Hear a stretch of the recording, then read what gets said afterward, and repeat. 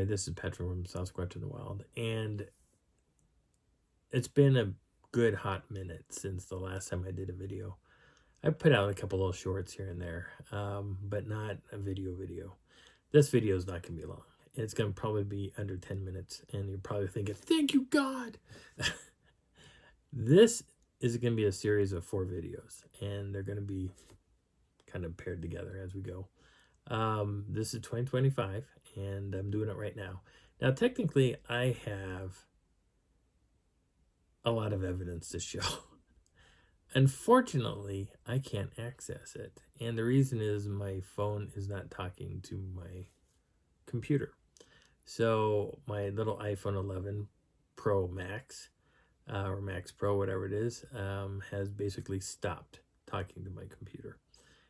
So all I can do is charge it, run a video, and hope for the best. My computer is sitting right here, right below, and I can't really show anything outside of, well, I guess I could probably show video footage of stuff.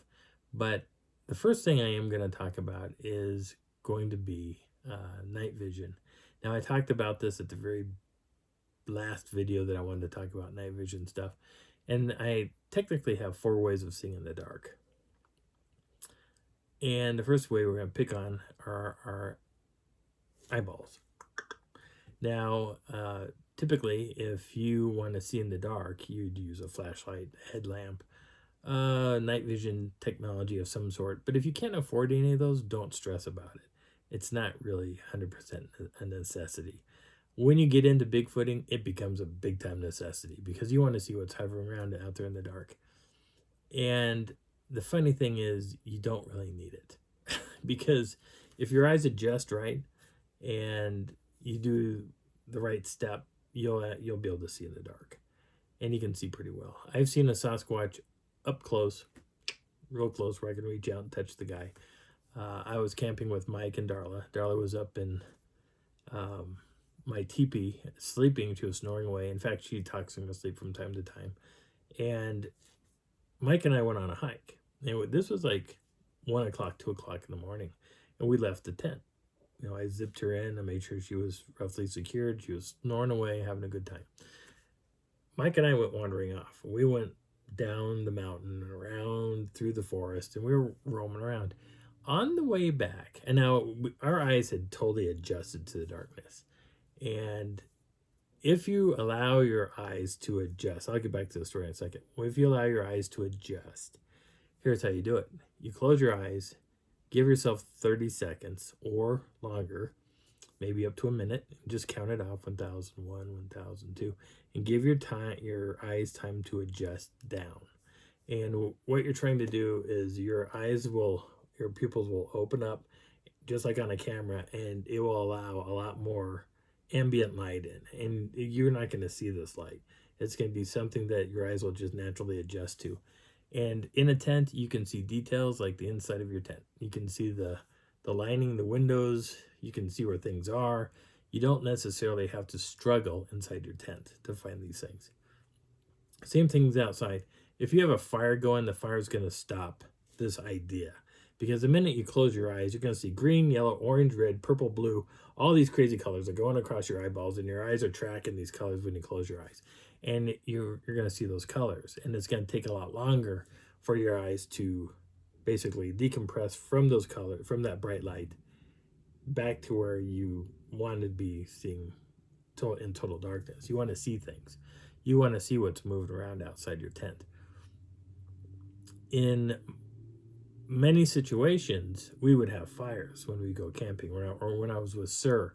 We always had a fire. And I'm not a fan of fires necessarily, but fires do bring in Sasquatch. They will come to your campsite. They will sit within a buffer zone of about 50 to 60 feet.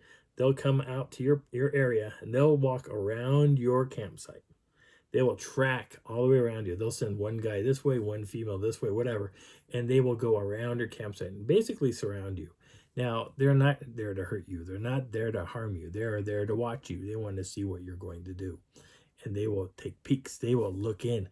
And on a video that I have, I actually caught still shots. When I started slowing down the video, I could see faces emerge into the light of the fire to where you could see their faces, which is really kind of strange. There were some pretty freaky looking faces.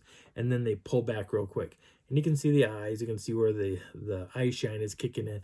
And eye shine is like a, it's like they can create their own light from their eyes. They don't need a flashlight to smack them in the eyes. That's not necessary. They're self-luminescent is what I'm trying to get around to. They can naturally kick those lights on and their eyes will glow, and you can see it now. I saw this with Big Man. I saw his eyes glowing, and then when the sun came out, his eyes faded all the way back. You could see the glowing effect disappear and go back to normal, just like normal. And I was like, holy crap, I got to see it firsthand. I got to see things like this firsthand. And it's fun to do. Now, back to that story where Darla was in the teepee, she's snoring away, right? She's talking blah, blah, blah, blah, blah. And Mike and I are walking up, and he goes, Patrick, wait. And I said, what? And he goes, does Darla talk in their sleep? I went, yeah, why? And he goes, because there's another voice. And I said, what do you mean? He said, there's another voice. Listen. And you can hear, that's Darla. And then we hear,